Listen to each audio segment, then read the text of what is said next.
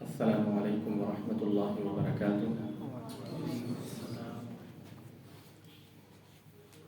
الحمد للہ رب العالمین والصلاة والسلام علی اشرف الانبیاء والمرسلین، اما بعد۔ قال اللہ تبارک وتعالی: هل ينظرون إلا أن تأتيهم الملائكة أو يأتي ربك أو يأتي بعض آيات ربك يوم يأتي بعض آيات ربك لا ينفع نفسا إيمانها لم تكن آمنت من قبل أو كسبت في إيمانها خيرا قل انتظروا إنا منتظرون۔ عزیز دوستو، ساتھیوں، پچھلے درس میں آپ نے یہ بات سنی تھی کہ قیامت کی نشانیاں دو قسم کی ہوتی ہیں، چھوٹی نشانیاں اور دوسری قسم ہے بڑی نشانیاں۔ قیامت کی چھوٹی نشانیوں کے بارے میں تو آپ نے پچھلے درس میں بہت کچھ سن لیا تھا، کچھ چیزیں رہ گئی تھیں، لیکن وقت کی کمی کے پیش نظر بہت ساری چیزیں الحمدللہ بیان ہوئی تھی اور آپ نے سنی تھی۔ آج کے اس درس میں قیامت کی بڑی بڑی نشانیوں کا تذکرہ کیا جائے گا انشاءاللہ۔ اس سے پہلے یعنی قیامت کی بڑی نشانیاں بیان کرنے سے پہلے ایک دو چیزیں آپ سن لیجئے اور ان کو یاد رکھیے کہ قیامت کی چھوٹی اور بڑی نشانیوں میں تھوڑا سا فرق ہے۔ قیامت کی جو چھوٹی نشانیاں ہیں یہ وہ چیزیں اور وہ باتیں ہیں جو عجیب و غریب نہیں ہوتی، نہ ہی لوگ ان کو سن کر ان کو دیکھ کر گھبراتے ہیں، بلکہ عام چیزیں ہوتی ہیں۔ جبکہ قیامت کی بڑی بڑی نشانیاں یہ ایسی چیزیں ہیں جن کے ساتھ لوگ جو ہے تھوڑا یوز ٹو نہیں ہوتے، ٹھیک ہے، بلکہ وہ چیزیں انتہائی عجیب و غریب ہوتی ہیں، لوگ انہیں دیکھ کر گھبرا جاتے ہیں، بعض اوقات انسان کے اوپر وہ چیزیں دیکھ کر خوف طاری ہو جاتے ہیں، خصوصاً جب انسان کے سامنے وہ چیزیں آئیں گی، وہ بڑی بڑی نشانیاں، تو لوگ جو ہے خوف زدہ ہو جائیں گے، پریشان ہو جائیں گے، ان پر خوف طاری ہوگا۔ اسی طرح جو دوسرا فرق ہے چھوٹی اور بڑی نشانیوں میں وہ یہ ہے کہ جو قیامت کی چھوٹی نشانیاں ہیں وہ ایک عرصے تک ظاہر ہوتی رہتی ہیں، جیسا کہ آپ نے سنا تھا پہلے بھی کہ قیامت کی جو چھوٹی نشانیاں ہیں ان کی ابتدا جو ہے پیارے نبی محمد صلی اللہ علیہ وسلم کے دور ہی سے ہو چکی تھی، ان کی ابتدا تو وہ شروع جاری تھی، اور ابھی تک جو ہے وہ چھوٹی چھوٹی نشانیاں آہستہ آہستہ ظاہر ہو رہی ہیں۔ جبکہ قیامت کی جو بڑی نشانیاں ہیں جیسے ہی وہ ظاہر ہونا شروع ہوں گی تو ان کے درمیان زیادہ وقفہ نہیں ہوگا، پھر جلدی جلدی پہلے ایک نشانی ظاہر ہوگی، پھر دوسری، پھر تیسری، یعنی جلد از جلد وہ نشانیاں پوری ہوتی چلی جائیں گی۔ ایک حدیث میں مثال آئی ہے، جیسے ایک ہار ہوتا ہے نا، ہار جب اس کا ایک دانہ ٹوٹتا ہے، گرتا ہے، تو پھر کیا ہوتا ہے کہ وہ ہار کے سارے دانے ایک دم سے ٹوٹ کر گر پڑتے ہیں۔ تو جیسے ہی قیامت کی بڑی بڑی نشانیوں کی ابتدا ہوگی، پھر وہ جلد از جلد پوری ہونا شروع ہو جائیں گی، جلدی جلدی نشانی اگلی آئے گی، پھر اس کے بعد اگلی آئے گی، پھر اگلی آئے گی، اور پھر قیامت ایک دم سے آ جائے گی۔ بہت زیادہ وقت نہیں لگے گا، جس طرح چھوٹی چھوٹی نشانیاں پوری ہونے میں وقت لگتا ہے۔ تو یہ چیزیں انسان ہمیں چاہیے کہ ہم سیکھ لیں، ان کو ذہن نشین کریں، تاکہ آگے سنتے ہوئے ہمیں جو ہے آسانی پیدا ہو۔ اگلی چیز ہم آتے ہیں اب قیامت کی بڑی بڑی نشانیوں کی طرف کہ وہ کیا چیزیں ہیں۔ ایک دفعہ صحابہ کرام بیٹھے ہوئے تھے، نبی علیہ السلام جو ہے بالا خانے میں تھے اور صحابہ کرام نیچے بیٹھے ہوئے تھے، اور صحابہ کرام آپس میں بات چیت کر رہے تھے، قیامت کے بارے میں جو ہے وہ تذکرہ کر رہے تھے۔ تو نبی علیہ السلام نے ان کو جھانکا اور کہا کہ اے میرے صحابہ، تم کیا باتیں کر رہے تھے؟ تو صحابہ نے کہا کہ ہم قیامت کا تذکرہ کر رہے تھے۔ تو نبی علیہ السلام نے کیا فرمایا، یہ سنیے حدیث، فرمایا انها لن تقوم حتى تروا قبلها 10 آیات، قیامت اس وقت تک ہرگز قائم نہیں ہوگی جب تک یہ 10 چیزیں جو آگے بیان ہوگی وہ پوری نہ ہو جائیں، جب تک یہ 10 چیزیں پوری نہیں ہوگی قیامت اس وقت تک قائم نہیں ہوگی۔ تو نبی علیہ السلام نے ان 10 چیزوں کا پھر تذکرہ کیا جو کہ انشاءاللہ آہستہ آہستہ بیان ہوں گی اور آپ سنیں گے۔ تو 10 چیزیں کون سی ہیں مختصر آپ سن لیجئے۔ ایک دھواں ہے جو آسمان سے ظاہر ہوگا، پھر دجال کا آنا، پھر ایک جانور کا زمین سے نکلنا، پھر سورج کا مغرب سے طلوع ہونا، پھر عیسیٰ علیہ السلام کا اترنا، اسی طرح یاجوج اور ماجوج کا نکلنا، پھر جو ہے اس بات کا تذکرہ کیا نبی علیہ السلام نے کہ 3 جگہوں پر لوگوں کو زمین میں دھنسایا جائے گا، یہ بھی قیامت کی ایک نشانی ہے۔ پھر آخری اور 10ویں نشانی یہ بیان کی کہ ایک آگ یمن سے نکلے گی جو لوگوں کو ہانک کر شام کی طرف لے جائے گی۔ تو یہ 10 چیزیں نبی علیہ السلام نے ذکر کی، انشاءاللہ ان کی تفصیل ابھی آپ سنیں گے۔ ان 10 چیزوں کے شروع کرنے سے پہلے اہل علم کا یہ طریقہ رہا ہے کہ وہ قیامت کی بڑی بڑی نشانیوں کے تذکرے سے پہلے امام مہدی کا تذکرہ کرتے ہیں، کیونکہ بعض اہل علم نے امام مہدی کے آنے کو بھی قیامت کی بڑی بڑی نشانیوں میں سے شمار کیا۔ تو سب سے پہلے ہم امام مہدی کے ظہور کے بارے میں چند باتیں سنیں گے اور پھر قیامت کی یہ 10 بڑی بڑی نشانیوں کا تذکرہ کیا جائے گا۔ امام مہدی کا جو ظہور ہے، جس وقت دنیا کے اندر ظلم اور زیادتی اپنے عروج پر ہوگی، ہر طرف فتنہ اور فساد ہوگا، صحیح معنوں میں مسلمانوں کی قیادت کرنے والا کوئی نہیں ہوگا، تو اللہ رب العالمین اپنے مومن اور مسلمان بندوں کی رہنمائی کے لیے، ان کی قیادت کے لیے ایک خلیفہ کو بھیجیں گے جن کا نام امام مہدی ہوگا، اور اللہ رب العالمین ایک ہی رات میں ان کے اندر ساری خوبیاں اور صلاحیاں پیدا کر دیں گے جن کی بنیاد پر وہ مسلمانوں کی قیادت کریں گے۔ یعنی اس سے پہلے ان کو بھی معلوم نہیں ہوگا، کسی اور کو بھی نہیں پتا ہوگا کہ امام مہدی کون ہے، کدھر ہیں، کسی کو پتہ نہیں ہوگا، ان کو خود بھی نہیں پتا ہوگا کہ میں اتنی بڑی قیادت جو ہے میں سنبھالنے والا ہوں۔ لیکن ایک ہی رات کے اندر اللہ رب الحدیث میں آتا ہے یصلحہ اللہ فی لیلہ، ایک رات کے اندر اللہ رب العالمین امام مہدی کو تیار کریں گے، ان کے اندر یہ صلاحیتیں اور خوبیاں پیدا کریں گے جس کی بنیاد پر وہ مسلمانوں کی قیادت کریں گے انشاءاللہ۔ امام مہدی کے بارے میں آتا ہے کہ اللہ رب العالمین ان کو عرب کی بادشاہت عطا کریں گے، اور یہ پیارے نبی محمد صلی اللہ علیہ وسلم کے خاندان میں سے ہوں گے، اور ان کا نام جو ہے محمد ابن عبداللہ ہوگا، محمد ابن عبداللہ، یعنی محمد نام ہوگا اور والد کا نام کیا ہوگا؟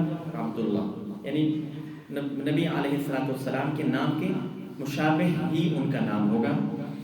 حدیث میں آتا ہے لا تقوم الساعة حتى يملك العرب رجل من اہل بیتی یواطئ اسمه اسمی، قیامت اس وقت تک قائم نہیں ہوگی حتیٰ کہ میرے اہل بیت میں سے ایک آدمی عرب کا حکمران بن جائے گا اور اس کا نام میرے نام کے مشابہ ہوگا، یعنی محمد ابن عبداللہ اس کا نام ہوگا۔ اسی طرح ان کی جو حکومت ہے، جب وہ حکمران بنیں گے، بادشاہ بنیں گے، خلیفہ بنیں گے، تو تقریباً 7 سال جو ہے ان کی یہ حکمرانی جو ہے وہ قائم رہے گی۔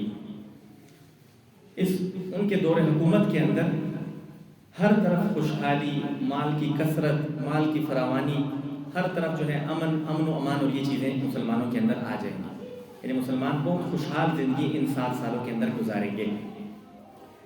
اسی طرح ان کے دور حکومت میں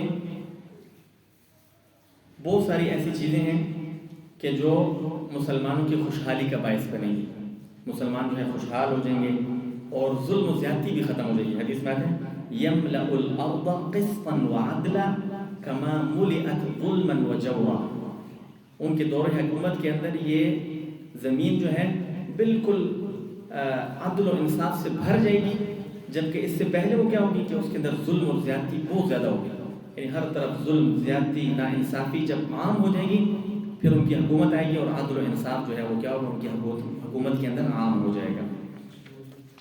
نبی علیہ السلام نے ان کی شکل و صورت کے بارے میں فرمایا اجل الجبہۃ واقن الانف، ان کی پیشانی جو ہے وہ کشادہ ہوگی، یعنی بڑی پیشانی والے ہوں گے، اور اسی طرح ان کی ناک جو ہے وہ اونچی ناک والے ہوں گے، ناک اونچی ہوگی اور کھلی پیشانی کے مالک ہوں گے وہ۔ یہ نبی علیہ السلام نے ان کی تھوڑی سی शक्ल सूरत के बारे में वजाहत फरमाई। ये कब ज़ाहिर होंगे?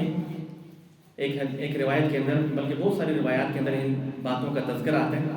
खुलासा मैं आपके सामने बयान करता हूँ। रिवायत के अंदर आता है कि एक खलीफा जो है उसकी मौत वाक़ई होगी। एक खलीफा या बादशाह की क्या होगी? मौत वाक़ई होगी, मर जाएगा वो। तो लोगों के अंदर इख्तिलाफ पैदा हो जाएगा, लोगों के अंदर इख्तिलाफ पैदा हो जाएगा, हर तरफ फितना फसाद शुरू हो जाएगा। तो बनु हाशिम का एक आदमी, बनु हाशिम का एक आदमी जो है मदीना से मक्का की तरफ आएगा। लोग जो है उसको घर से निकाल कर मस्जिद हराम के अंदर ले आएंगे।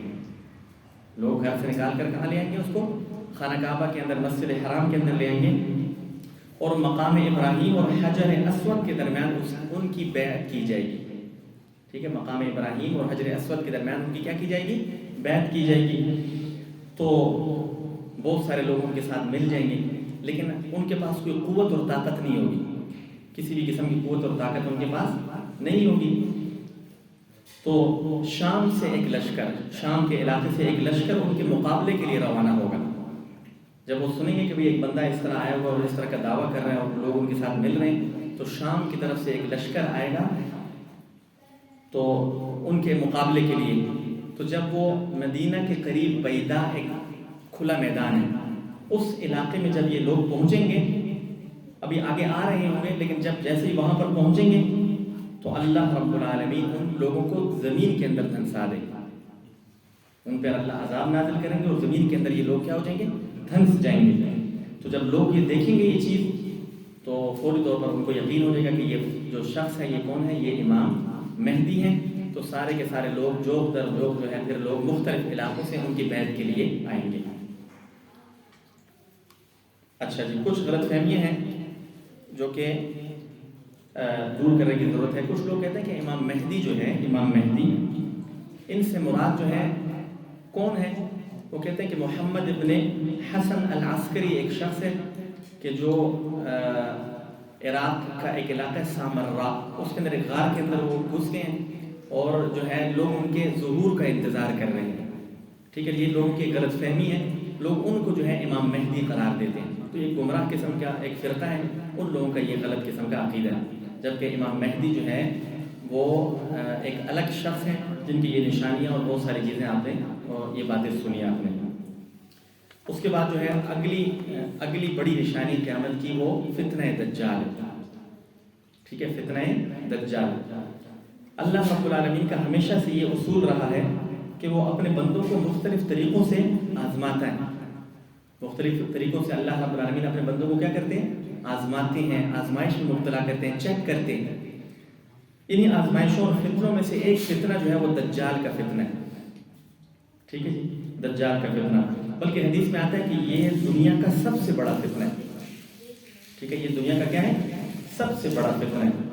इसीलिए हर नबी अपनी अपनी उम्मत को जो है वो दज्जाल के फितने से डराता रहा है। जो भी नबी आता था वो क्या करता था? अपनी उम्मत को दज्जाल के फितने से डराता था, क्योंकि ये पहले कन्फर्म नहीं था कि भाई ये किस उम्मत में आएगा।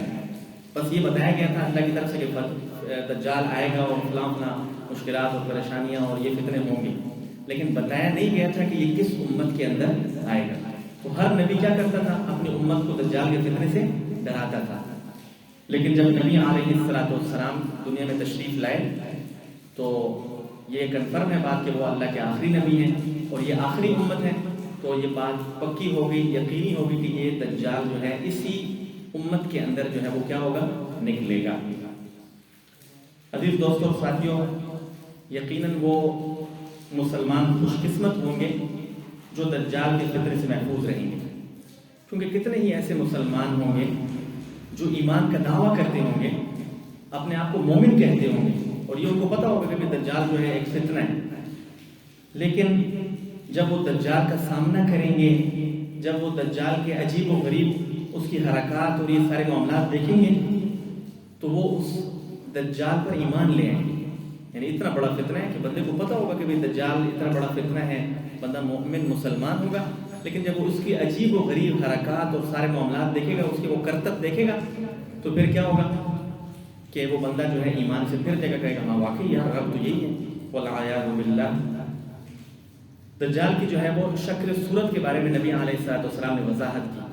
نبی علیہ السلام نے اپنے صحابہ کو یہ بتایا کہ دجال کی شکل و صورت اس قسم کی ہوگی۔ فرمایا دجال جو ہے وہ موٹا شخص ہوگا، اس کی جسامت جو ہے وہ یعنی موٹا ہوگا، چھوٹے قد والا ہوگا اور گھنگریالے بالوں والا ہوگا، ٹھیک ہے جی۔ اسی طرح ایک حدیث میں آتا ہے کہ اس کی دونوں آنکھیں جو ہے وہ عیب دار ہوں گی۔ دونوں آنکھیں کیا ہوں گی؟ ان کے اندر عیب ہوگا، نقص ہوگا دونوں آنکھوں کے اندر۔ دائیں آنکھ جو ہے وہ اس سے بالکل اس کو نظر نہیں آتا ہوگا، دائیں آنکھ سے اس کو نظر نہیں آتا، آنکھ ہوگی لیکن نظر اس کو نہیں آتا ہوگا۔ جبکہ جو بائیں آنکھ ہے وہ آنکھ جو ہے وہ کھلی ہوئی ہوگی، کیا ہوگی؟ کھلی ہوئی ہوگی۔ اس پر ناخن کی شکل کا سفید مائل گوشت ہوگا، یعنی باہر کو نکلی ہوئی ہوگی اور اس کے اوپر ہلکا سا کیا ہوگا؟ گوشت سا ہوگا، یعنی اس کے اندر عیب ہوگا، نظر آتا ہوگا لیکن صحیح نظر اس کو نہیں آتا ہوگا۔ تو یہ اس کی شکل و صورت ہے۔ تو عزیز دوستوں اور ساتھیوں، دجال جو ہے وہ ایک انسان ہے، کوئی عجیب سی مخلوق، الگ کوئی مخلوق نہیں ہے، بلکہ وہ کیا ہے؟ ایک انسان ہے، یہودیوں میں سے ہے، اور اس وقت جو ہے اللہ نے اس کو ایک جزیرے کے اندر قید کر رکھا ہے۔ ایک حدیث کے اندر، ایک لمبی حدیث کے اندر اس کی وضاحت آتی ہے، تو چونکہ وقت کم ہوتا ہے اس لیے ہم پوری حدیث بیان نہیں کر سکتے، لیکن صرف اشارہ۔ ایک حدیث کے اندر آتا ہے کہ ایک صحابی نے، بلکہ صحابہ کے ایک گروہ نے جو ہے اس کو دیکھا تھا، جزیرے کے اندر سفر کر رہے تھے، اور پھر نبی صلی اللہ علیہ وسلم کے پاس وہ آئے اور انہوں نے وہ بیان کیا کہ ہم نے فلاں شخص کو اس حالت میں دیکھا۔ پھر نبی علیہ السلام نے صحابہ کو جمع کیا اور فرمایا کہ دیکھو جو میں تمہیں بیان کرتا تھا نا، یہ وہی شخص ہے، ان لوگوں نے دجال کو دیکھا ہے، ٹھیک ہے۔ تو یہ ایک حدیث کے اندر تھوڑی سی وضاحت آتی ہے، اور مزید نبی علیہ السلام نے اس کی شکل و صورت اور کی وضاحت کی، فرمایا کہ اس کی دونوں آنکھوں کے درمیان کافر لکھا ہوا ہوگا۔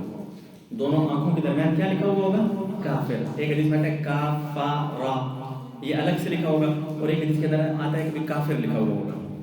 اور دیکھیے سنیے آگے فرمایا یقرؤہ کل مؤمن کاتب وغیر کاتب، کہ اس کو ہر مومن اور مسلمان بآسانی پڑھ سکے گا، چاہے وہ لکھا پڑھا ہے یا نہیں ہے۔ دیکھیں آپ خود سوچیے، تھوڑا سا ذرا سوچیے کہ ایمان کتنی بڑی دولت ہے۔ دیکھیں ایک بندے کو پڑھنا لکھنا آتا ہے یا نہیں آتا، تب بھی وہ اس کی شیطانیت سے، اس کے مکر و فریب سے بچ سکتا ہے اور اس کو پہچان سکتا ہے۔ کس بنیاد پر؟ ایمان کی بنیاد پر۔ تو اس لیے دوستوں ساتھیوں، اپنے ایمان کی فکر انسان کو کرنی چاہیے کہ ایمان کتنی بڑی چیز ہے۔ ہم آج کل جو ہے لکھنا پڑھنا، ٹیکنالوجی فلاں اچھی چیز ہے، ان کو سیکھنا چاہیے، لیکن ہم نے ان چیزوں کے پیچھے پڑھ کر اپنے ایمان کو کیا کر دیا؟ پیچھے پھینک دیا۔ اپنے ایمان کو، اپنے اسلام کو، اپنے عقیدے کو ہم نے ثانوی حیثیت دے دی ہے ان چیزوں کے پیچھے پڑھ کر۔ تو ایسا نہیں کرنا چاہیے، یہ ساری چیزیں سیکھنی چاہیے، لیکن عقل فرنٹ پر ہمیں کس چیز کو رکھنا ہے؟ اپنے ایمان کو، اپنے ایمان کو سیکھنا، ایمان کو مضبوط کرنا، یہ چیزیں بہت ضروری ہیں۔ اگلی چیز یہ ہے کہ دجال کے نکلنے کی جگہ کون سی ہوگی؟ دجال کہاں سے نکلے گا؟ تو دجال جو ہے حدیث میں آتا ہے کہ دجال ایک جزیرے کے اندر ہے، ٹھیک ہے جی، جہاں وہ ابھی موجود ہیں، ٹھیک ہے۔ پھر یہ دجال جب ایک جزیرے سے نکلے گا، پھر یہ خراسان کے علاقے اصبہان میں آئے گا۔ خراسان کے علاقے کہاں پر آئے گا؟ اصبہان، ٹھیک ہے۔ اصبہان اس علاقے کو آج کل شہرستان کہا جاتا ہے، ایران کا ایک شہر ہے، ٹھیک ہے۔ وہاں پر یہ دجال جو ہے وہ وہاں پر آ جائے گا، اصبہان کے علاقے میں، ٹھیک ہے۔ اور وہاں پر سے جو ہے 70,000 یہودیوں کے ساتھ وہ نکل کر جو ہے لوگوں کی طرف آئے گا، یعنی اصبہان کے علاقے میں آ کر وہاں سے 70,000 یہودیوں کو ساتھ لے کر پھر جو ہے وہ کیا ہوگا؟ باہر نکلے گا، اور پھر وہ لوگوں کے درمیان گھومے پھرے گا، اور پھر جو ہے لوگوں کو فتنوں میں مبتلا کرے گا۔ اگلی چیز یہ ہے کہ دجال جو ہے وہ پوری دنیا میں پھرے گا، ہر علاقے میں جائے گا، لیکن صرف مکہ اور مدینہ یہ دو ایسے علاقے ہیں کہ جن کے اندر دجال کا داخلہ جو ہے وہ کیا ہے؟ ممنوع۔ دجال مکہ اور مدینہ کے اندر داخل نہیں ہو سکتا۔ لیکن یہ بھی سن لیجئے کہ دیکھیں کفر اور شرک اتنی خطرناک چیز ہے کہ وہ جو ہے مکہ مدینہ بھی آپ کو جو ہے دجال کے فتنے سے نہیں بچا سکے گا اگر آپ کے دل کے اندر کفر اور شرک ہوگا۔ حدیث میں آتا ہے کہ جب دجال جو ہے مدینہ کے قریب پہنچے گا، پھر مدینہ کے اندر جو ہے سخت قسم کا زلزلہ آئے گا، 3 دفعہ زلزلہ آئے گا، اور مدینہ کے اندر جتنے بھی کافر اور منافق ہوں گے وہ سارے جو ہے دجال کی طرف نکل آئیں گے۔ آپ دیکھ لیجئے کہ ایمان کتنی بڑی چیز ہے اور کفر اور شرک کتنی خطرناک چیز ہے، ٹھیک ہے۔ تو اس چیز سے آپ جو ہے اندازہ لگا سکتے ہیں۔ اچھا جی، اس کے بعد دجال جو ہے جب نکلے گا تو 40 دن تک وہ زندہ رہے گا. دجال جو ہے 40 دن تک کیا ہوگا، اس زمین کے اندر گھومے پھرے گا. لیکن عجیب و غریب بات یہ ہے کہ اس دجال کا جو پہلا دن ہوگا، یعنی جب وہ نکلے گا، جو اس کا پہلا دن ہوگا وہ 1 سال کے برابر لمبا ہوگا. اتنا لمبا وہ ایک دن ہوگا. پھر اس کے بعد جو دوسرا دن ہوگا وہ 1 مہینے کے برابر لمبا ہوگا. تیسرا دن جو ہے وہ 1 ہفتے کے برابر لمبا ہوگا. اور پھر اس کے بعد جو باقی دن ہے وہ سارے عام دنوں کے مطابق ہوں گے جس طرح آج ہم دن گزارتے ہیں. تو دیکھیے، سنیے حدیث. صحابہ کرام نے جب یہ بات سنی کہ پہلا دن جو ہے اس کا 1 سال کے برابر ہوگا تو وہ فوری طور پر پریشان ہو گئے کہ اے نبی علیہ السلام، ہم اس اتنے لمبے دن میں صرف 5 نمازیں پڑھیں گے، یعنی ہماری نمازوں کا کیا بنے گا؟ دیکھیں آپ اس چیز سے بھی اندازہ لگائیے کہ نماز کتنی قیمتی چیز ہے. صحابہ کرام کو کتنی فکر رہتی تھی اپنی نمازوں کی کہ انہوں نے فوری طور پر کیا سوال کیا کہ اے اللہ کے نبی، اس لمبے دن کے اندر ہماری نمازوں کا کیا بنے گا؟ نمازیں ہم کتنی ادا کریں گے؟ نبی علیہ السلام نے فرمایا اقدروا له قدرہ، تم اس دن نمازیں عام دن کے مطابق اندازہ کر کے پڑھیں. یعنی عام دنوں کے مطابق بندے کو پتہ ہے کہ بھئی گرمیوں میں یا سردیوں میں فجر اور ظہر کے درمیان کتنا وقفہ ہوتا ہے، ٹھیک ہے، ظہر سے عصر کے درمیان کتنا وقفہ ہوتا ہے، عصر سے مغرب کے درمیان کتنا وقفہ ہوتا ہے. تو اس اندازے کے مطابق جو ہے لوگ کیا کریں گے، نمازیں پڑھیں گے. اس ایک دن کے اندر جو ہے وہ 1 سال کی نمازیں انہوں نے ادا کرنی ہوں گی. اچھا جی، اگلی چیز یہ ہے کہ دجال جو ہے وہ زمین کے اندر بہت تیز رفتاری کے ساتھ گھومے گا. حدیث میں آتے ہیں کالغیث استدبرته الريح، جس طرح ہوا بادلوں کو بھگاتی اور چلاتی ہے. یعنی آپ نے کبھی غور کیا، ایک دفعہ میں نے دیکھا تھا پہاڑی علاقے میں کہ جب یعنی بادل موجود ہوں اور ہواؤں کو کتنی تیزی سے بھگا رہی ہوتی ہے، اگر آپ دیکھیں تو آپ خوفزدہ ہو جائیں کہ اتنی تیزی سے جو ہے وہ بادلوں کو ہوا جو ہے کیا کر رہی ہوتی ہے، بھگا رہی ہوتی ہے، چلا رہی ہوتی ہے، اللہ کے حکم سے ایک علاقے سے اس کو دوسرے علاقے کی طرف لے کر جا رہی ہوتی ہے. تو اتنی تیز رفتاری کے اندر تیز رفتار جو ہے وہ اس کی سپیڈ ہوگی، یعنی پورے علاقے میں، پوری دنیا میں. اس لیے وہ 40 دنوں کے اندر وہ پوری دنیا کا جو ہے وہ سفر طے کر لے گا. اس کی رفتار بہت تیز ہوگی. اچھا جی، دجال کے بارے میں اگلی وضاحت یہ ہے کہ دجال جب شروع میں آئے گا تو وہ پہلے نبوت کا دعویٰ کرے گا. دیکھیں اسٹیپ وائز جو ہے لوگوں کو وہ کیا کرے گا، گمراہ کرنے کی کوشش کرے گا. فوری طور پہ یہ نہیں کہے گا کہ میں تمہارا رب ہوں، نہیں. پہلے وہ آئے گا، نبوت کا دعویٰ کرے گا، پھر آہستہ آہستہ لوگوں کو قائل کرے گا، اور پھر جو ہے آخر میں وہ رب ہونے کا دعویٰ کرے گا، اور پھر لوگوں کو جو ہے مختلف قسم کے کرتب دکھائے گا. اللہ رب العالمین نے آزمائش کے لیے، جیسا کہ آپ نے پہلے سنا کہ اللہ اپنے بندوں کو آزماتے ہیں، اللہ نے اس کو عجیب و غریب قوتیں اور طاقتیں عطا کی ہیں. حدیث میں آتے ہیں کہ اس کے پاس جنت اور جہنم ہوگی، جنت اور جہنم ہوگی. کتنی بڑی آزمائش ہے. جو اس کو مانے گا وہ اس کو اپنی جنت میں پھینک دے گا، یعنی جنت میں بھیج دے گا، اور جو اس کا انکار کرے گا وہ اس کو اپنی جہنم کے اندر کیا کر دے گا، پھینک دے گا. دیکھیں کتنی بڑی آزمائش ہے. اس کے بعد ایک حدیث میں آتا ہے کہ اس کے پاس روٹیوں اور گوشت کا پہاڑ ہوگا. روٹیوں اور گوشت کے کیا ہوں گے، اس کے پاس پہاڑ ہوں گے، جس کو ماننے والوں کو دے گا اور نہ ماننے والوں کو محروم کرے گا. اسی طرح حدیث میں آتا ہے کہ وہ ایک بندے کو، لوگوں کو، یعنی لوگ اس کے سامنے ہوں گے موجود، کہے گا کہ میں اگر اس شخص کو قتل کروں اور دوبارہ اس کو زندہ کروں تو پھر تو اس کے بعد بھی تمہیں کوئی شک رہے گا؟ تو لوگ کہیں گے نہیں، اس کے بعد ہمیں کیا شک رہے گا، ایک بندہ مر جائے اور پھر دوبارہ زندہ ہو جائے، یہ تو اللہ کے علاوہ کوئی نہیں کر سکتا. تو وہ ایک شخص کو بلائے گا. ایک حدیث میں لمبی تفصیل آتی ہے لیکن میں مختصر آپ کے سامنے بیان کر رہا ہوں. تو وہ اس شخص کو جو ہے وہ قتل کر دے گا، 2 حصوں میں تقسیم کرے گا. پھر اس کے بعد اس کو آواز لگائے گا کہ ہاں جی اٹھو. تو وہ بندہ جو ہے اس طرح جڑ کر صحیح سلامت ہو کر جو ہے ہنستا ہوا اس کی طرف آئے گا.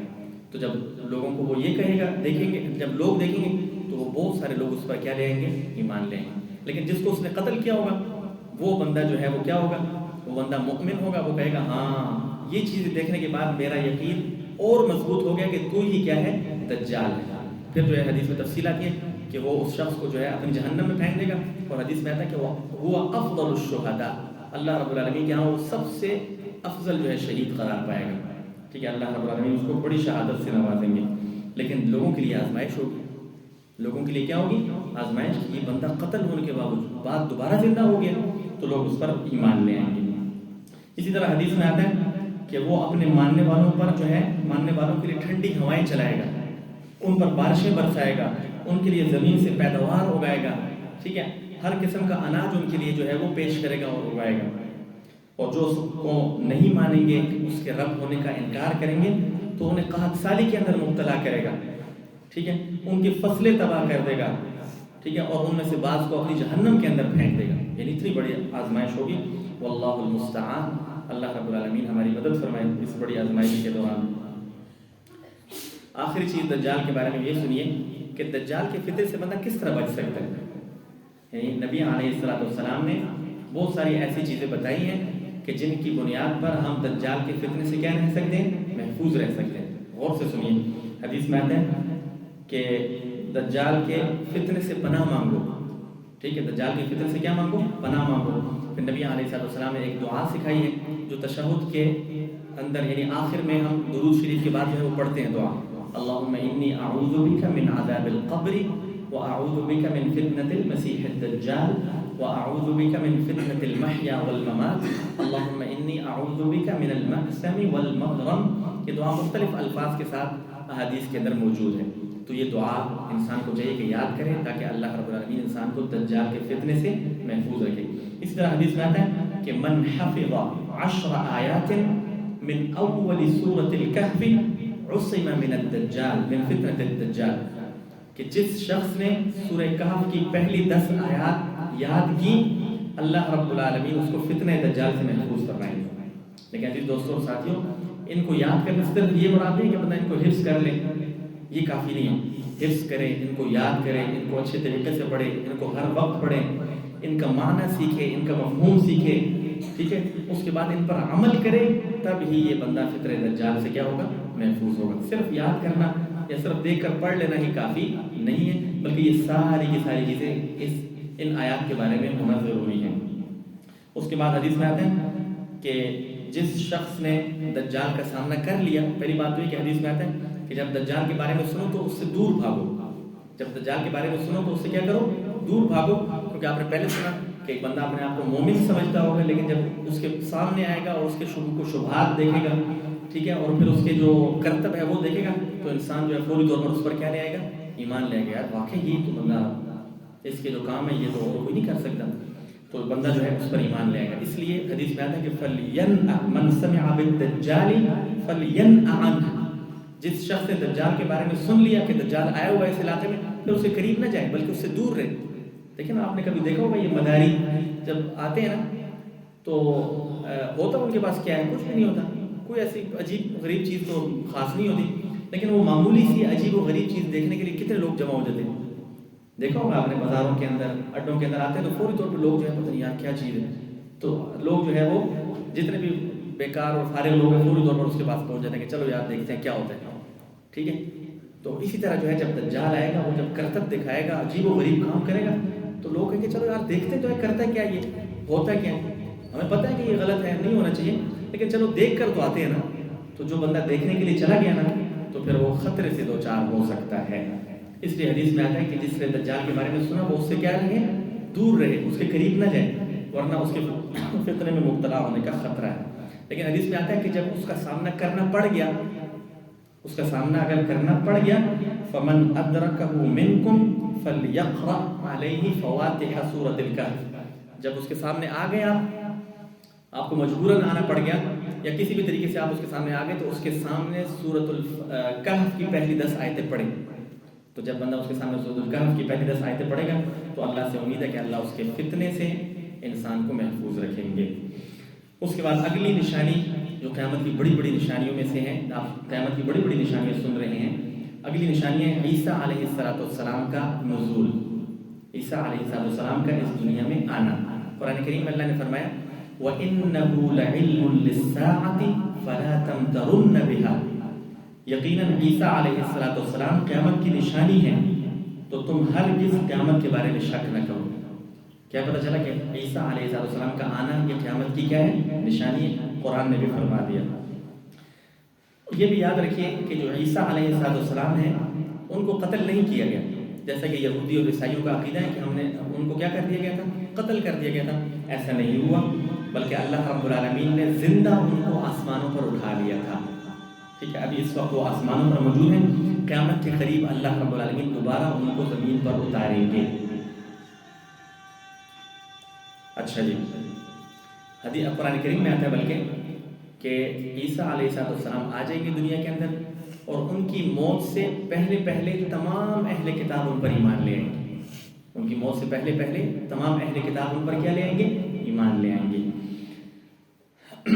لیکن یہ یاد رکھیے کہ جب عیسیٰ علیہ السلام آئیں گے تو وہ اپنی یعنی موجودہ عیسائیت کی ترویج نہیں کریں گے، عیسائیت کا پرچار نہیں کریں گے آ کر، بلکہ وہ پیارے نبی محمد صلی اللہ علیہ وسلم کے لائے ہوئے دین ہی کو اس دنیا پر کیا کریں گے؟ غالب کریں گے۔ جو پیارے نبی محمد صلی اللہ علیہ وسلم ہمیں دین دے کر گئے ہیں، اسی کو وہ کیا کریں گے؟ دنیا پر غالب کر کے دکھائیں گے۔ نبی علیہ السلام نے ان کے بارے میں فرمایا کہ ان کا رنگ جو ہے وہ سرخ و سفید ہوگا، بال سیدھے ہوں گے اور قد جو ہے وہ درمیانہ ہوگا۔ اور اسی طرح ایک غور طلب چیز یہ ہے، ایک حدیث میں بیان آیا ہے کہ ان کے نزول کا وقت وہ کس طرح آسمان سے نازل ہوں گے۔ حدیث میں آتا ہے کہ امام مہدی جو ہے وہ موجود ہوں گے اپنے لوگوں کے ساتھ، اپنے لوگوں کے ساتھ امام مہدی کیا ہوں گے؟ موجود ہوں گے۔ تو نماز فجر کے لیے اقامت کہہ دی گئی ہوگی۔ اسی دوران عیسیٰ علیہ السلام یعنی اقامت ہو چکی ہے نماز کے لیے، لوگ جو ہے صفیں باندھ رہے ہیں، صفیں بنا رہے ہیں، نماز کے لیے کھڑے ہونے لگے، تو اسی دوران جو ہے زرد رنگ کے 2 کپڑوں میں ملبوس 2 فرشتوں کے بازوؤں پر اپنے ہاتھ رکھے ہوئے عیسیٰ علیہ السلام جو ہے وہ نیچے اتریں گے ایک مینار پر۔ حدیث میں آتا ہے کہ مینار پر جو ہے، مینار کے پاس جو ہے ان کا نزول ہوگا، تو فرشتوں کے بازوؤں پر جو ہے انہوں نے اپنے ہاتھ رکھے ہوئے ہوں گے اور اس طرح جو ہے وہ زمین پر نازل ہوں گے۔ تو جب وہ نیچے آ جائیں گے تو امام مہدی ان کو پہچان لیں گے، ٹھیک ہے، تو امام مہدی جو ہے وہ ان سے گزارش کریں گے کہ آپ آئیں اور ہمیں نماز پڑھائیں، آپ آئیں اور ہمیں نماز پڑھائیں۔ تو سنیے اور غور کیجیے، دیکھیے ان کا جواب کیا ہوگا۔ عیسیٰ علیہ السلام کہیں گے فَيَقُولُ لَا إِنَّ بَعْضَكُمْ عَلَى بَعْضٍ أُمَرَاء تَكْرِمَةَ اللَّهِ هَذِهِ الْأُمَّةِ، وہ فرمائیں گے نہیں، امام تم ہی میں سے ہوگا، امام تم ہی میں سے ہوگا۔ یہ اس امت کے لیے اللہ رب العالمین کی طرف سے ایک عطا کردہ اعزاز ہے کہ اس امت کو اللہ رب العالمین نے کتنا بڑا اعزاز عطا کیا کہ ایک نبی جو ہے امتی کے پیچھے نماز پڑھ رہا ہے۔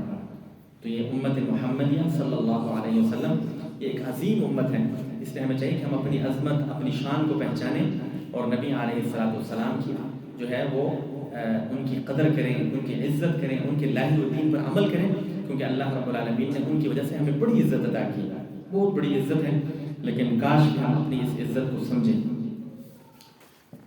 اگلی بات یہ ہے کہ عیسیٰ علیہ السلام جو ہے وہ جب نازل ہوں گے، آئیں گے تو انصاف کرنے والے حکمران کی حیثیت سے آئیں گے، انصاف کرنے والے حکمران کی حیثیت سے وہ زمین پر تشریف لائیں گے۔ جو صلیب ہے نا، صلیب آج کل جو عیسائی جو ہے بڑا آگے آگے کرتے ہیں اس کو، اور اس کی عبادت بھی کرتے ہیں، اور یہ عیسائیوں کا نشان ہے۔ حدیث میں آتا ہے کہ عیسیٰ علیہ السلام اس صلیب کو توڑیں گے، خنزیر کو قتل کریں گے، ٹھیک ہے، جو آج کل یہودی اور عیسائی کھاتے ہیں، ٹھیک ہے، اس طرح جزیہ اور ٹیکس کے نظام کو وہ کیا کریں گے؟ ختم کریں گے۔ جب عیسیٰ علیہ السلام دنیا میں تشریف لائیں گے تو ہر طرف جو ہے وہ پھر صلح اور سلامتی والا جو ہے وہ ماحول پیدا ہو جائے گا، ہر طرف امن و امان ہوگا۔ حدیث میں آتا ہے کہ تلواریں جو ہیں وہ پھر وہ درانتیاں بن جائیں گی، تلواروں کا استعمال پھر نہیں رہے گا، تلواروں کی ضرورت ہی پیش نہیں آئے گی۔ جب ہر طرف امن و امان ہے، ہر طرف اچھا ماحول ہے، تو پھر اسلحے اور تلواروں کی ضرورت پیش نہیں آئے گی۔ اور اسی طرح حدیث میں آتا ہے کہ ہر زہر والے جانور کا زہر ختم ہو جائے گا، ہر زہر والے جانور کا زہر کیا ہو جائے گا؟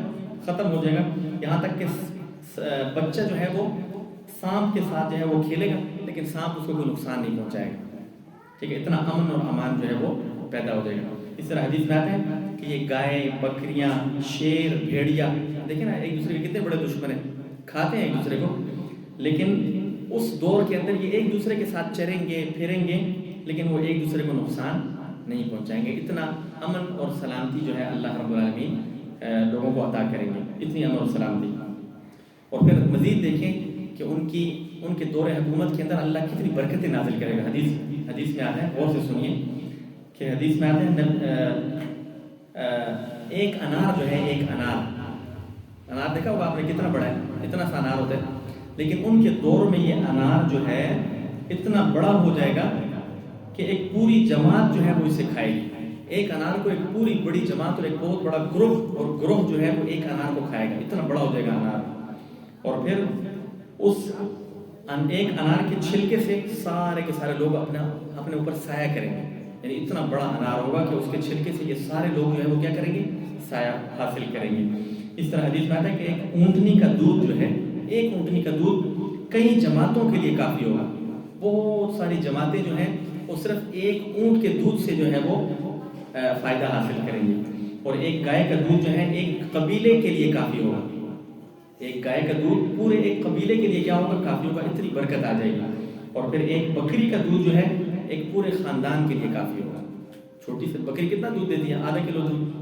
ٹھیک ہے، تو اتنا زیادہ دودھ ایک بکری دے گی کہ پورا خاندان اس سے فائدہ اٹھائے گا اور اس سے پیے گا. عزیز دوستوں اور ساتھیوں، عیسیٰ علیہ السلام کا جو دور ہے وہ بہترین دور ہوگا، بہترین دور ہر لحاظ سے. اس دور کے اندر تمام ادیان ختم ہو جائیں گے، صرف اسلام کا بول بالا ہوگا. ٹھیک ہے، عیسیٰ علیہ السلام جو ہے تقریباً 40 سال تک جو ہے وہ زندہ رہیں گے، 40 سال تک.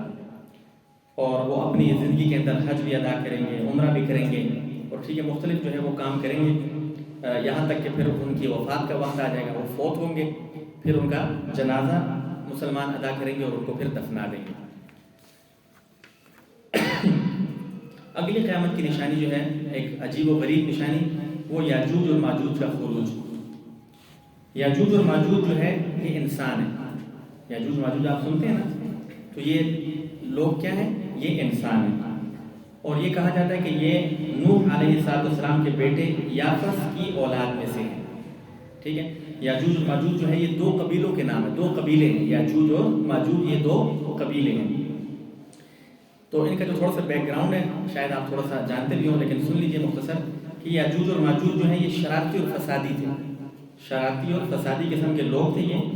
تو ان کے پڑوس میں رہنے والے لوگ جو تھے انہوں نے ذوالقرنین جو ایک بادشاہ گزرے ہیں اس کو شکایت کی کہ یہ لوگ جو ہے آتے ہیں اور ہمارا مال لوٹ لیتے ہیں، ہمیں نقصان پہنچاتے ہیں، فساد مچاتے ہیں، تو آپ ان کے اور ہمارے درمیان ایک دیوار بنا دیں. یاجوج و ماجوج کے درمیان اور ہمارے درمیان کیا کر دیں؟ ایک دیوار تعمیر کریں جس کی وجہ سے ہم ان کے فتنوں سے محفوظ ہو جائیں. تو ذوالقرنین نے پھر ایک بہت عظیم اور عجیب و غریب دیوار جو ہے تعمیر کی، جس کا تذکرہ جو سورہ کہف کے اندر موجود ہے، آپ سنتے رہتے ہیں. ٹھیک ہے، تو وہ بہت بڑی عظیم دیوار جو ہے اس نے ان کے درمیان بنا دی. تو پھر جو ہے وہ لوگ یاجوج یا ماجوج کے فتنے سے اس وقت محفوظ ہو گئے، اور ابھی تک جو ہے وہ اس دیوار کے پیچھے قید ہیں، وہ نکل نہیں سکے وہاں سے. ٹھیک ہے، لیکن عیسیٰ علیہ السلام کے دور حکومت کے اندر کیا ہوگا؟ یاجوج اور ماجوج اس دیوار کو توڑ کر باہر نکل آئیں گے. اس دیوار کو توڑ کر کیا ہوں گے؟ باہر نکل آئیں گے. کب نکلیں گے؟ یہ عیسیٰ علیہ السلام کے دور حکومت کے اندر. یاجوج اور ماجوج کیا کرتے ہیں؟ ٹھیک ہے، حدیث میں آتا ہے کہ یاجوج اور ماجوج جو ہے ہر روز آتے ہیں اس دیوار کے پاس اور اس دیوار کو کھودتے ہیں، اس دیوار کے اندر سوراخ کرنے کی کوشش کرتے ہیں. ٹھیک ہے، اس دیوار کو عبور کرنے کی کوشش کرتے ہیں، توڑتے ہیں، لیکن شام تک کوشش کرتے رہتے ہیں. جب وہ نہیں کر سکتے تو ان کا امیر ان کو کہتے ہیں، ان کا بڑا کہ اب چلو اتنا کر رہی ہے، اگلا کام صبح کریں گے. اگلا کام کیا کریں گے؟ کب کریں گے؟ صبح کر لیں گے، ابھی چھوڑ دو اس کو. تو جیسے ہی وہ صبح واپس آتے ہیں تو وہ دیوار دوبارہ اسی طرح مضبوط، پہلے سے زیادہ مضبوط ہو چکی ہوتی ہے. یعنی وہ جو انہوں نے کھودا ہوتا ہے، سوراخ کرنا چاہتے ہیں، وہ سوراخ دوبارہ بند ہو چکا ہوتا ہے. ہر روز ان کی یہی روٹین ہے. ہر روز ان کی کیا ہے؟ یہی روٹین ہے. وہ ہر روز آتے ہیں، شام تک کھودتے ہیں اور پھر شام کو واپس چلے جاتے ہیں. لیکن جب ان کو اللہ رب العالمین نکالنا چاہے گا، ٹھیک ہے، تو شام کا وقت جب ہر روز کھودتے ہیں، ایک دن جو ہے وہ شام تک کھودیں گے تو ان کا امیر ان کو کہے گا کہ ابھی شام ہو چکی ہے، چلو انشاءاللہ کل ہم جو ہے اس کو کھودیں گے، اس سے آگے ہم اگلا کام انشاءاللہ کل کریں گے. تو اس انشاءاللہ کے اندر اتنی برکت ہے، دیکھیں ٹھیک ہے، سمجھنے کی ضرورت ہے کہ انشاءاللہ کتنا عظیم کلمہ ہے. اللہ ان کی زبان پر جاری کر دے گا کیونکہ اللہ نے انہیں نکالنا ہے. تو یہ کلمہ جب وہ کہیں گے کہ انشاءاللہ ہم یہ کام اگلا کام کل کریں گے، تو وہ واپس چلے جائیں گے، اور جب کل واپس آئیں گے تو وہ دیوار اسی طرح جتنی انہوں نے توڑی تھی، جتنا انہوں نے سوراخ کیا تھا اتنی ہی ہوگی وہ. تو آگے وہ دوبارہ اگلا سوراخ کریں گے، یعنی اگلا یعنی مزید اس کو کھودیں گے، سوراخ کریں گے، اور اس کے بعد وہ وہاں سے کیا ہوں گے، جوک در جوک نکل آئیں گے. اللہ رب العالمین نے کیونکہ ان کو نکالنے کا ارادہ کیا ہے. اچھا جی، جب وہ لوگوں کی طرف نکلیں گے تو وہ اتنی کثیر تعداد میں ہوں گے اور اتنے فسادی ہوں گے کہ لوگ ان سے ڈر کر جو ہے وہ قلعوں کے اندر چھپ جائیں گے. بڑے بڑے قلعوں کے اندر جو ہے وہ مضبوط قلعوں کے اندر وہ چھپ جائیں گے ان سے بچنے کے لیے. اور ان کا فساد اتنا زیادہ ہوگا کہ وہ زمین میں خوب فساد مچائیں گے. فصلیں لوگوں کی تباہ و برباد ہو جائیں گی، دریاؤں کا پانی پی جائیں گے، پورے دریا کا پانی وہ کیا کریں گے، پی جائیں گے. اسی طرح جانوروں کو قتل کریں گے اور بہت بڑا فساد اس زمین کے اندر وہ مچائیں گے. اور پھر آخر میں آتا ہے حدیث میں کہ یہ لوگ جو ہے جب یہ سارا فساد کر لیں گے تو پھر اس کے بعد جو ہے وہ کہیں گے کہ اب ہم یعنی آسمان کی طرف تیر پھینکتے ہیں، یعنی زمین والوں پر تو ہم غالب آ چکے ہیں، اب آسمان کے اندر جو ہے اللہ رب العالمین نعوذ باللہ اس کو ہم قتل کریں گے اور زمین و آسمان پر غالب آ جائیں گے. تو جب آسمان کی طرف وہ تیر پھینکیں گے تو اللہ کی طرف سے آزمائش ہوگی، وہ تیر جو ہے وہ خون سے بھرے ہوئے واپس آئیں گے. تو وہ کہیں گے کہ بس اب ہم جو ہے زمین اور آسمان سب لوگوں پر کیا آ چکے ہیں، غالب آ چکے ہیں.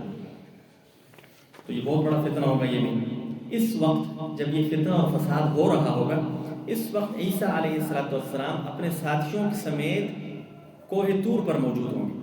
طور پہاڑ پر اس وقت یہ عیسیٰ علیہ السلام اور ان کے جو ساتھی ہوں گے وہ اس جگہ پر موجود ہوں گے، اس جگہ پر انہوں نے پناہ لی ہوئی ہوگی. تو عیسیٰ علیہ السلام اللہ سے دعا کریں گے کیونکہ وہاں پر رہتے ہوئے ان کو بڑی مشکلات اور پریشانیاں ہوگی. ایک حدیث میں تفصیل بھی آتی ہے لیکن وقت کم ہے.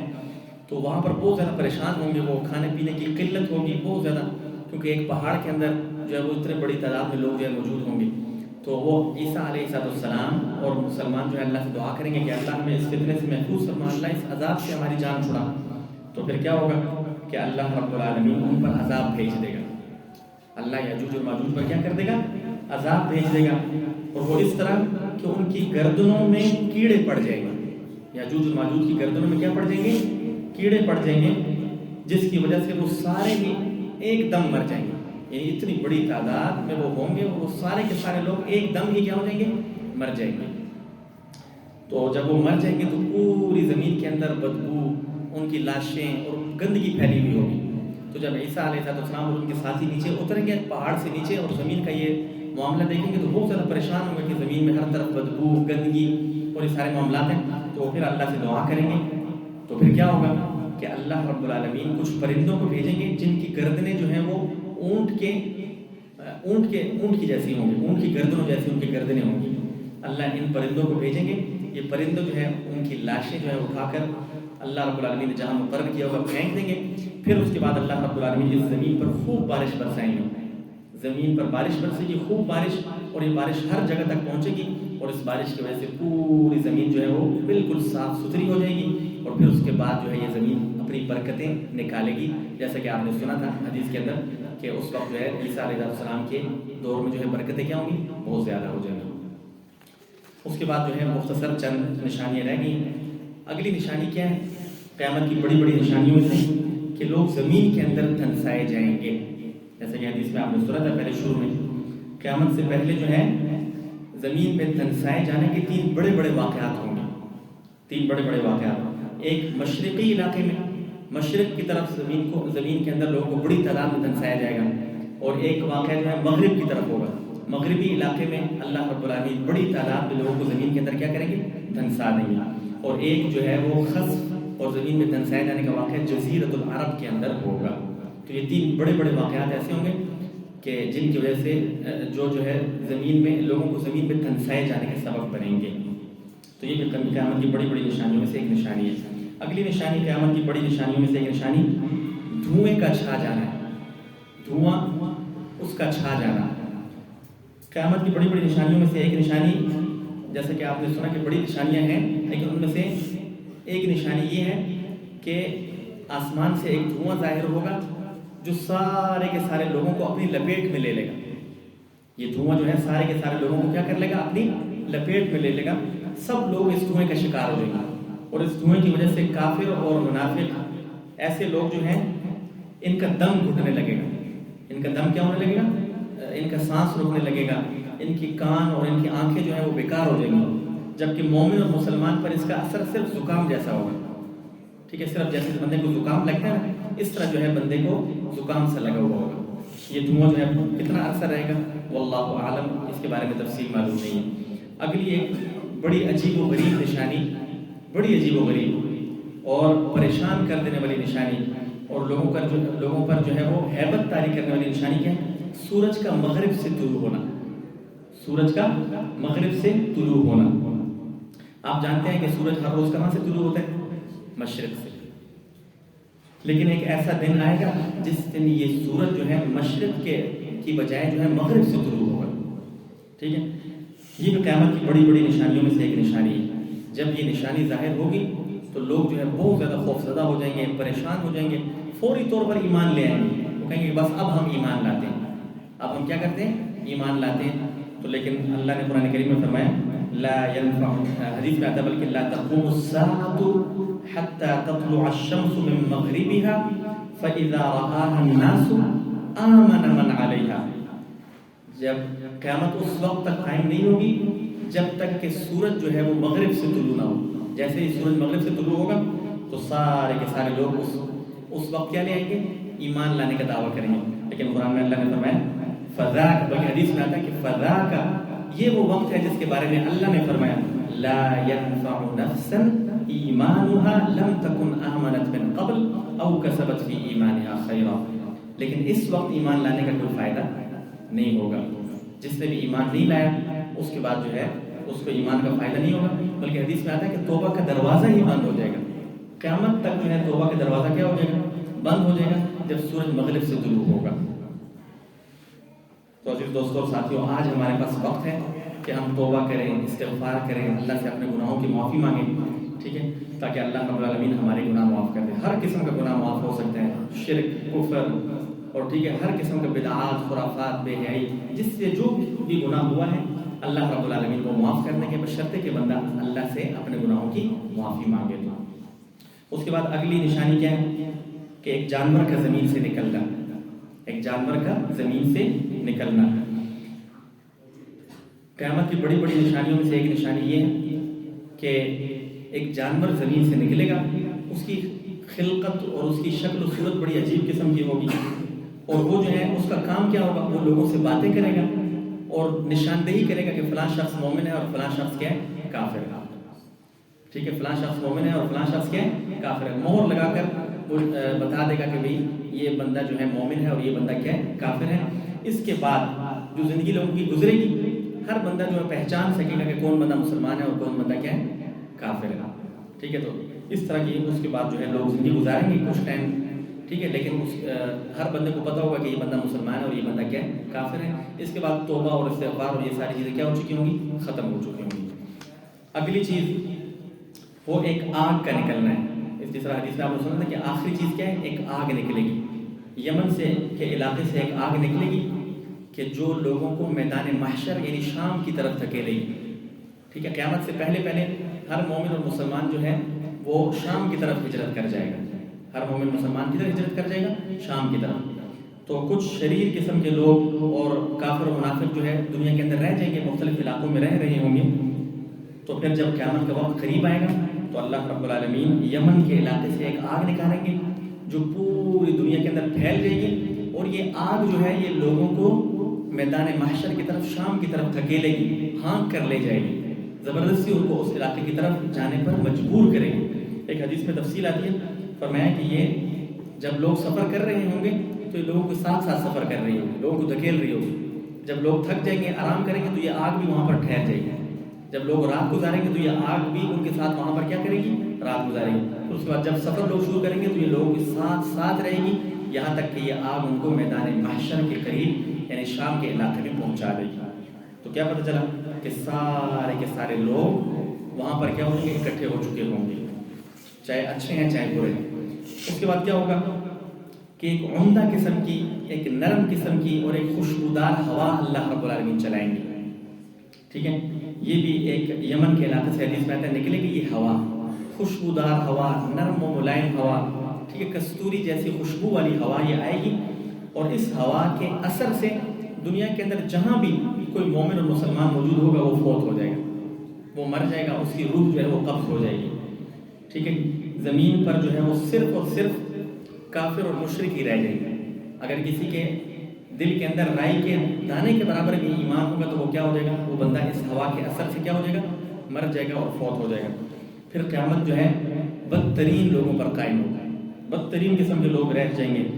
دنیا جو ہے اس کے اندر حدیث میں آتا ہے کہ دوبارہ بت پرستی شروع ہو جائے گی۔ آپ عیسیٰ علیہ السلام کے بارے میں آپ نے سنا تھا کہ اس کے بعد کفر اور شرک ختم ہو چکا ہوگا، سارے کے سارے لوگ نیک بن جائیں گے، لیکن کیا ہوگا، رفتہ رفتہ یہ چیزیں جب ٹائم گزرے گا تو لوگ دوبارہ جو ہے وہ کیا ہو جائے گی، بت پرستی شروع ہو جائے گی دنیا کے اندر، ہر طرف گناہ اور بے حیائی کے کام عام ہو جائیں گے، یہاں تک کہ حدیث میں آتا ہے لا تقوم الساعة حتى يتسافدوا في الطرق تسافد الحمیر، یہاں تک کہ لوگ جو ہے قیامت اس وقت تک قائم نہیں ہوگی یہاں تک کہ لوگ راستوں میں گدھوں کی طرح بدکاری کریں، گدھوں کی طرح لوگ بدکاری کریں گے، راستوں کے اندر جو ہے وہ زناکاری ہو رہی ہوگی۔ اور حدیث میں آتا ہے کہ اس وقت بہترین آدمی یعنی ان میں سے بہتر وہ ہوگا جو ان کو کہے گا کہ یار کرنا ہی ہے، کم از کم سائڈ پہ تو ہو جاؤ، کم از کم جو ہے وہ سائڈ پر ہو کر ایک پردے میں یہ کام کر لو، تو جو ہے اس قسم کے لوگ رہ جائیں گے، شریر قسم کے لوگ۔ اور ایک حدیث میں آتا ہے لا تقوم الساعة حتى لا يقال في الارض اللہ اللہ، قیامت اس وقت تک قائم نہیں ہوگی یہاں تک کہ زمین پر ایک بھی شخص اللہ کا نام لینے والا باقی نہیں رہے گا، یعنی بدترین قسم کے لوگ، بیکار قسم کے لوگ جو زمین کے اندر باقی رہیں گے، ان پر اللہ قیامت قائم کریں گے۔ فرمایا حدیث میں لا تقوم الساعة الا على شرار الخلق، قیامت جو ہے وہ بدترین قسم کے لوگوں پر قائم ہوگی، اور پھر جو ہے اللہ رب العالمین جو ہے اس کائنات کو فنا کریں گے۔ تو اللہ رب العالمین سے دعا ہے کہ جو کچھ ہم سب نے سنا، میں نے سنایا، اللہ ہم سب کو سمجھنے کی اور پھر عمل کرنے کی توفیق عطا فرمائے۔ اقول قولی ھذا واستغفر اللہ لی ولکم ولسائر المسلمین فاستغفروہ